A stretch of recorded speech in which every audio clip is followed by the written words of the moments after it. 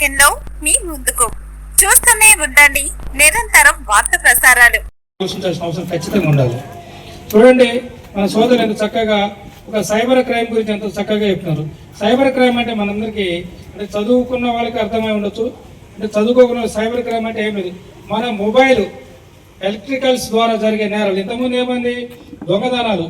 ఇప్పుడు ఇక్కడ నుంచి బస్ స్టాండ్ దగ్గర పోతుంటే ఇక్కడ ఒక మధ్య దారితో ఇప్పుడు దొంగలుండే దొంగదానాలు జరిగాయి పాత రోజుల్లో.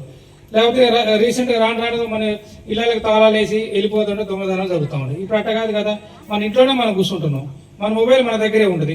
ఎవడో అన్నవసరం ఎక్కడో ముంబైలో ఉంటాడు, వాడు ఎక్కడో కలకత్తాలో ఉంటాడు, లేకపోతే ఇంకెక్కడో న్యూఢిల్లీలో ఉంటాడు. జస్ట్ వాడు ఏముంది, మన మొబైల్ హ్యాక్ చేస్తాడు. లేదంటే మనకు ఈ వాట్సాప్లో లేకపోతే ఫేస్బుక్నో వాడి ద్వారా మన నెంబర్ కలెక్ట్ చేసుకుని ఓటీపీల రూపంలో చేస్తూ ఉన్నారు. మరి ఎందుకు ఒక బ్యాంక్ ఎంప్లాయీ మనకు వస్తానే ఓటీపీని అడుగుతారా? బ్యాంక్ మేనేజర్ వచ్చి వాస్తవాన్ని గ్రహించండి, మనం బ్యాంకులో పోతేనే పనులు తొందరగా అంటే ఎక్కడున్న పద్ధతి సీరియల్ని బట్టో లేకపోతే ఇంకా ఎక్కడున్న ఒత్తిడిని బట్టో మనకు కాదు. అలాంటిది ఒక బ్యాంక్ మేనేజర్ ఫోన్ చేసి, సార్ మీ బ్యాంక్ ఓటీపీ చెప్పండి, మీ అకౌంట్ నెంబర్ మార్చాలి, లేకపోతే మీకు ఎంత అమౌంట్ వస్తుంది ఆలోచించినప్పుడు అక్కడే ఆలోచించాలి కదా. మనం ఆలోచించాం. ఏదో ఆశ, లాటరీ సిస్టమ్ అనేది మన తెలుగు రాష్ట్రాలు ఎక్కడ కూడా లేదు, ఎక్కడ అవుట్ ఆఫ్ స్టేట్లలో ఉన్నాయి. అక్కడ లాటరీలో 1 లక్ష రూపాయలు గెలిచినావు, ఒక ప్రాసెస్ ఫీజు కింద ఒక 5,000 కట్టు 10,000 కట్టినప్పుడు అప్పుడైనా మనం ఆలోచించాలి కదా. ఆలోచించాం. ఎందుకంటే మనిషి నువ్వైనా నేనైనా కూడా ఆశాజీవులం మనం.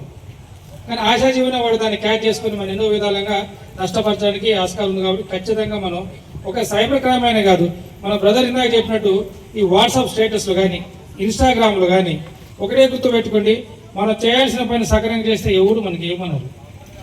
చేయాల్సిన పని సక్రమంగా చేయకుండా విరుద్ధంగా చేసినప్పుడే చట్టం తన పని తాను చేసుకుంటూ పోతూ ఉంటుంది.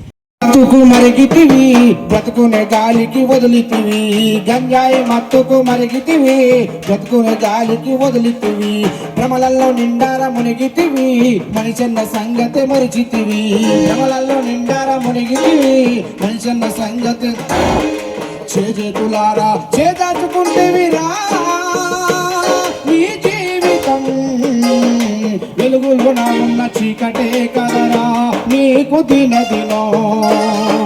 గంజాయి మత్తుకు మరిగితివి గాలికి వదిలితివి, గంజాయి మత్తుకు మరిగితివి గాలికి వదిలితివి, నిన్ను తీయని కళ్ళు నీ మీదే ఆశలు పెట్టుకున్నాం, నీ మీదే ఆశలు పెట్టుకున్నాం, నీ మీదే ఆశలు పెట్టుకున్నాం.